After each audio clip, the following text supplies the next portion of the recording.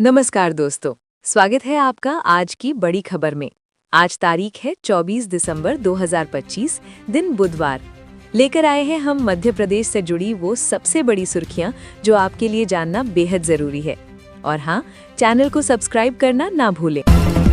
MP में शिक्षा व्यवस्था को मजबूत करने की तैयारी तेज हो गई है। प्रदेश में 32,000 शिक्षकों की भर्ती की जाएगी। 2 साल में हाई स्कूलों में व्यावसायिक शिक्षा शुरू होगी। 275 सांदीपनी और 799 पीएम श्री स्कूल मॉडल के रूप में विकसित होंगे। 67,000 से ज्यादा छात्रों को पढ़ाई के साथ आत्मरक्षा प्रशिक्षण मिला। एमपी के पूर्व मंत्री दीपक जोशी 63 ने कांग्रेस नेत्री पल्लवी राज सक्सेना 45 से शादी की है। ये दीपक की चौथी शादी है। 2 अन्य महिलाओं ने खुद को दीपक की पत्नी बताया, लेकिन पल्लवी ने इसे विरोधाभासी और भ्रामक बताया। पल्लवी ने कहा भी दूसरा विवाह करना अपराध नहीं है। बीते चुनावों में राहुल गांधी को ही कांग्रेस का पीएम चेहरा माना जाता रहा है। इसी बीच कांग्रेस सांसद इमरान मसूद का बड़ा बयान सामने आया है। उन्होंने कहा कि प्रियंका गांधी को प्रधानमंत्री बनाया जाना चाहिए। इमरान मसूद ने प्रियंका की तुलना इंदिरा गांधी से की। उन्होंने कहा, राहुल और प्रियंका अलग नहीं, दोनों एक ही विचारधारा है। छिंदवाड़ा जिले के जुन्नारदेव सामुदायिक स्वास्थ्य केंद्र में एक महिला ने 4 बच्चों को जन्म दिया। सुपर प्रीमेच्योर डिलीवरी के कारण जन्म के कुछ ही घंटों में 3 बच्चियों और 1 बच्चे की मौत हो गई। समय से पहले प्रसव और अपर्याप्त अंग विकास कारण बना। हरदा से भोपाल जा रही चौहान ट्रैवल्स की बस MP 04 PA 2877 सलकपुर नहर तिराहा पर अनियंत्रित होकर नहर की पुलिया से टकरा गई। हादसे के दौरान एक बाइक सवार भी बस की चपेट में आ गया। इस दुर्घटना में करीब 22 लोग घायल हुए हैं। बांग्लादेशी हिंदू युवक दीपू चंद्र दास की मौत के विरोध में दिल्ली में विश्व हिंदू परिषद ने बांग्लादेशी हाई कमीशन के बाहर प्रदर्शन किया। कार्यकर्ता पीड़ित परिवार को न्याय दिलाने की मांग कर रहे हैं। इसी बीच बांग्लादेश के विदेश मंत्रालय ने भारतीय उच्चायुक्त को तलब किया। ये एक हफ्ते में दूसरी बार है जब उच्चायुक्त को बुलाया गया। जर्मनी में राहुल गांधी ने मोदी सरकार पर हमला बोला। कहा, नोटबंदी ने MSMEs को व्यवस्थित तरीके से बर्बाद कर दिया। नोटबंदी से छोटे कारोबारियों का कैश फ्लो खत्म हुआ। राहुल बोले, सरकार बड़े बिजनेस को बढ़ावा दे रही है। इससे भारत की मैन्युफैक्चरिंग क्षमता कमजोर हुई है। केरल, मध्य प्रदेश और छत्तीसगढ़ की SIR ड्राफ्ट वोटर लिस्ट आज जारी होगी। इसमें मौजूदा लिस्ट से डुप्लीकेट, शिफ्ट हुए या गलत डिटेल वाले नाम हटाए गए हैं। ड्राफ्ट लिस्ट आने के बाद वोटर अपने नाम को एपिक नंबर या अन्य डिटेल्स से ऑनलाइन चेक कर सकते हैं। बदलाव देखने के बाद वोटर आपत्ति दर्ज करा सकते हैं। भोपाल में विश्व हिंदू परिषद और अन्य हिंदू संगठनों ने बांग्लादेश में हिंदुओं पर हो रहे अत्याचार और दीपू चंद्र दास की मॉब लिंचिंग के विरोध में प्रदर्शन किया। बजरंग दल के एक सदस्य ने कहा कि उन्होंने आज बांग्लादेश सरकार के खिलाफ विरोध जताया। उन्होंने मांग की कि बांग्लादेश में राष्ट्रपति शासन लागू किया जाए। स्वच्छ सर्वेक्षण 2025-26 में शहरों की रैंकिंग अब नदी की सेहत से तय होगी। रिवर टाउन्स के लिए जल गुणवत्ता, घाटों की स्वच्छता और नागरिक अनुभव अहम होंगे। उज्जैन और ओमकारेश्वर के लिए शिप्रा और नर्मदा की स्वच्छता बड़ी चुनौती बन गई है। सूर्य कुमार यादव और शिवम दुबे विजय हजारे ट्रॉफी 2025-26 में ग्रुप चरण के आखिरी 2 मैच खेलेंगे। यशस्वी जायसवाल 29 दिसंबर को टीम में शामिल हो सकते हैं। मुंबई की टीम कल से जयपुर में अपने ग्रुप फेज के मैच खेलेगी। BCCI ने खिलाड़ियों को ट्रॉफी में हिस्सा लेने के लिए कहा है। दमोह छतरपुर मार्ग पर ब्रेक फेल हुए डंपर के नीचे गिरने से 3 लोगों की मौत हो गई। मृतकों में कांग्रेस नेता शहजाद खान और नितेंद्र सिंह शामिल हैं। हादसा बटियागढ़ थाना क्षेत्र में हुआ।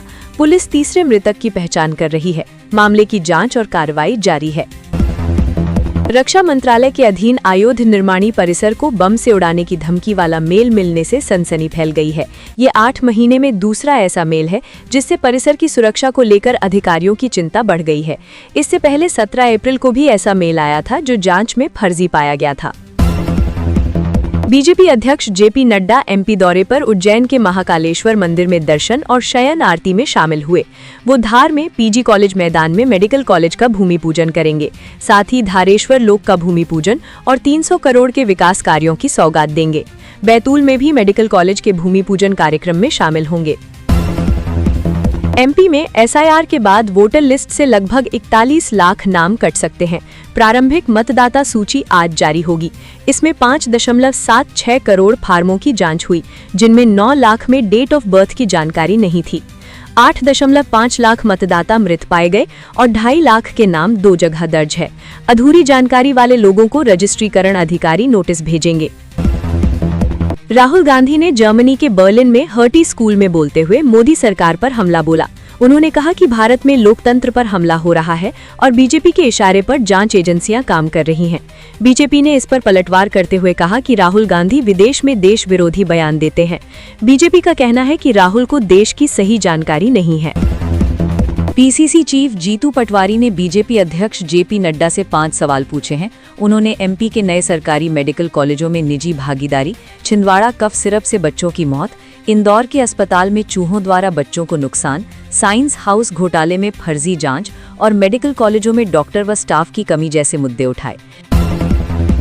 नेता प्रतिपक्ष उमंग सिंघार ने एसआईआर प्रक्रिया पर कहा कि लोकतंत्र के साथ खिलवाड़ हो रहा है। उन्होंने ईसी पर सवाल उठाया कि फोटोयुक्त मतदाता सूची सार्वजनिक क्यों नहीं की जा रही। लाखों नाम काटे जा रहे हैं जबकि ये लोग एमपी के नागरिक हैं। सिंघार ने बताया कि ईसी के पास अपना सर्वर भी नहीं है। भोपाल में विश्व हिंदू परिषद और अन्य हिंदू संगठनों ने बांग्लादेश में हिंदुओं पर हो रहे अत्याचार और दीपू चंद्र दास की मॉब लिंचिंग के विरोध में प्रदर्शन किया। बजरंग दल के एक सदस्य ने कहा कि उन्होंने आज बांग्लादेश सरकार के खिलाफ विरोध जताया। उन्होंने मांग की कि बांग्लादेश में राष्ट्रपति शासन लागू किया जाए। ढोढर थाना क्षेत्र में घरेलू विवाद के चलते एक महिला की बेरहमी से हत्या कर दी गई। हत्या महिला के प्रेमी और उसकी मां ने लोहे के सरिये से पीट कर की। अपराध छिपाने के लिए उन्होंने अंतिम संस्कार की तैयारी की और शव को मुक्तिधाम तक ले जाने लगे। इसी दौरान किसी ने पुलिस को घटना की सूचना दे दी। मध्य प्रदेश में अब वाहन चालकों को गंतव्य तक पहुंचने के लिए गूगल मैप्स की जरूरत नहीं पड़ेगी। राज्य की हर लोकेशन लोकपथ ऐप 2 में उपलब्ध होगी। ऐप 1 किलोमीटर पहले ही ब्लैक स्पॉट की सूचना देगा और गति नियंत्रित करने की चेतावनी देगा, जो गूगल मैप्स में नहीं है। भारत की भयंकर जीत। 5 T20I मैचों की सीरीज के दूसरे मुकाबले में भारतीय महिला टीम ने श्रीलंका को 7 विकेट से हरा दिया है। श्रीलंका ने पहले बैटिंग करते हुए 129 रन का टारगेट दिया था। जवाब में भारत ने महज 11.5 ओवर में लक्ष्य हासिल कर लिया। शेफाली वर्मा ने 34 गेंद। इंदौर में इंडिगो एयरलाइंस का संकट जारी है। आज इंदौर से हैदराबाद और चेन्नई की 4 उड़ानें रद्द कर दी गईं। उड़ानें रद्द होने से यात्रियों को भारी परेशानी झेलनी पड़ी। इससे पहले जयपुर रूट की उड़ानें भी रद्द हो चुकी हैं। हालांकि आज से इंदौर रीवा के बीच सीधी फ्लाइट शुरू हो गई है। भोपाल के अयोध्या बाईपास को 10 लेन बनाने की तैयारी है। सड़क चौड़ीकरण में कटने वाले पेड़ों के बदले NHAI 81,000 पौधे लगाएगा। आसाराम चौराहा से रत्नागिरी तिराहे तक 16 किलोमीटर क्षेत्र में पौधरोपण होगा। NGT के निर्देश पर सेंट्रल वर्ज की चौड़ाई घटाई जा रही है। इस बदलाव से 2075 पेड़ बचाए जा सकेंगे। वजन घटाने वाली दवा भारत में लॉन्च। भारत में एमक्योर फार्मास्यूटिकल्स ने पोविडस्ट्रा नाम की वजन घटाने वाली दवा लॉन्च कर दी है। ये ओजेम्पिक जैसी ही है क्योंकि इसमें भी सेमाग्लुटाइड है।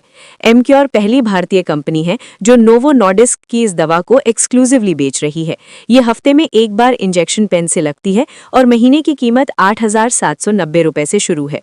भारत में मोटापे की बढ़ती समस्या के बीच ये अच्छी पहुंच वाली दवा बनेगी। संजय राउत ने राहुल गांधी से फोन पर बात की। शिवसेना उद्धव के नेता संजय राउत ने आज कांग्रेस नेता राहुल गांधी से फोन पर बात की। बातचीत का विवरण सार्वजनिक नहीं हुआ, लेकिन माना जा रहा है कि राउत ने बीएमसी चुनाव महाविकास अघाड़ी गठबंधन के साथ लड़ने की अपील की ताकि भाजपा को कड़ी टक्कर दी जा सके। कांग्रेस ने पहले ही बीएमसी चुनाव अकेले लड़ने की घोषणा कर दी थी। हालांकि अब बताया जा रहा है कि कांग्रेस वंचित बहुजन आघाड़ी के साथ बातचीत कर रही है।